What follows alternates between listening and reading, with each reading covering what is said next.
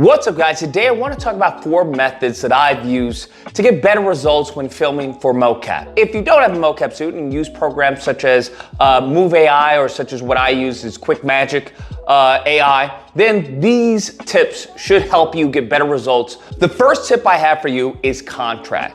Usually when I'm recording a video, whether it's a punch or a hit reaction or something that I'm doing, some type of movement, I try to layer on as much as contrast as possible, especially if the background is a busy background.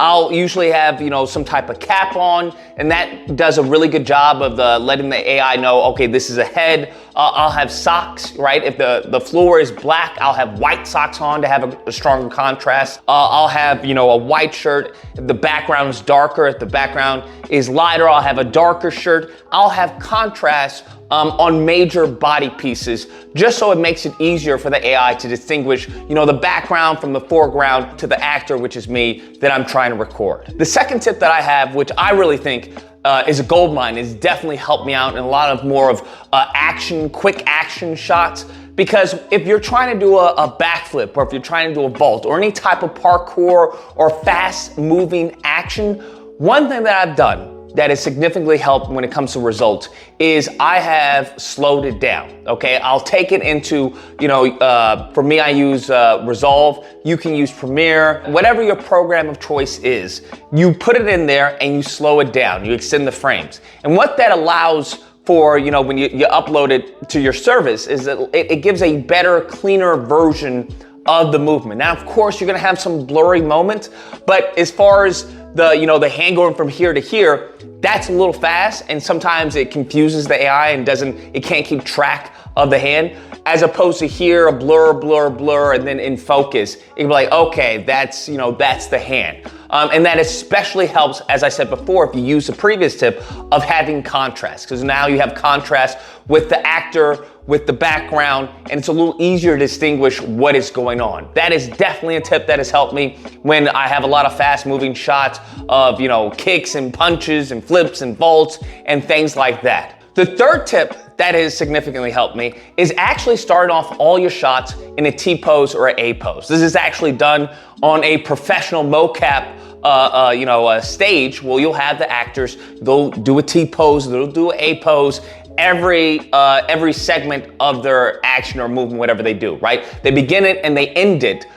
So it's easier to know, okay, this is the first take, this is the second take, this is the third take, and whatnot when you're doing movement. One thing I've noticed that it helps the AI establish where everything is, right? Because if you start off with the T pose, you start off with the A pose, it now knows, okay, hands are here, head is here, feet are there, and then whatever the shot you're going from, and I've done shots where I've actually been lying on the ground, and it's actually done a pretty good job, a really good job of determining the floor and where I am, horizontally on the ground and even getting up. And I've gotten mixed results when just starting on the ground, because then the AI is like, okay, I don't know what I'm looking at. I'm gonna piece together, where the head is, where the hand is. So it definitely helps from starting, in the T pose or an A pose, and then going into your action. And then what I would actually do is the same thing, what you would do on an actual mocap shoot, which is end in an A pose or a T pose, just so, the AI, understands, okay, what is going on, where it's coming from, and where it's ending. The fourth tip that I have for you guys is something that has helped me significantly. This may be, not so, you may not resonate with this tip depending on where you are, where you're filming. But for me, there's a limited amount of areas that I can film where the background is not gonna be just crazy busy. Whether it's not gonna be, trees or people moving, or you have, a horizon or cars, or it just is what it is. I'm in LA, so there's very few places. Even in the park, when you wanna do some shots, you're gonna have, moving people, and it just is what it is. It's the nature of the beast. And now if you have a big, large area in where you live, kudos to you. That's awesome. But I would argue many of us don't, and especially for certain movements that we want to do, it's just gonna be a busy background. And one thing that I've done, like I said, I use Resolve, is I use the quick mask.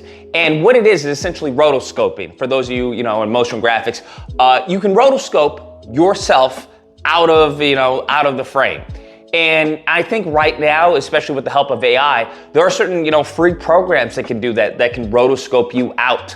And you just have you doing the movement and doing the action. You don't have to worry about what's going on in the background. And that is definitely a benefit in certain shots. Some shots, not so much, because once again, the AI needs to understand where the ground plane is, what's going on here. So there's certain markers that help it to establish that. But in most cases, just rotoscoping yourself out of the background, it does wonders in the quality of mocap you get as the output. And last but not least, this is just a bonus tip right here, is obviously you want to record in your highest settings. Higher quality is going to have higher fidelity when it comes to the AI understanding what your hand is doing, especially if you have hand motion capture, right? I know Quick Magic AI, it does hand motion capture. So whenever I'm filming, I always try to do 1080p, 60 frames a second, just so it becomes easier and cleaner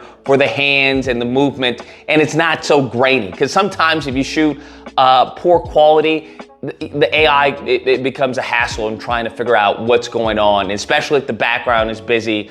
So I always try to shoot at the highest quality, available to you, in addition with the previous tips. Anyways, that's the video. Hope you guys enjoyed it. If you did, please feel free to like, share, comment. Let me know what you guys think. If you guys have your tips of your own, leave them down. I'm all ears. And until next time, guys, keep animating.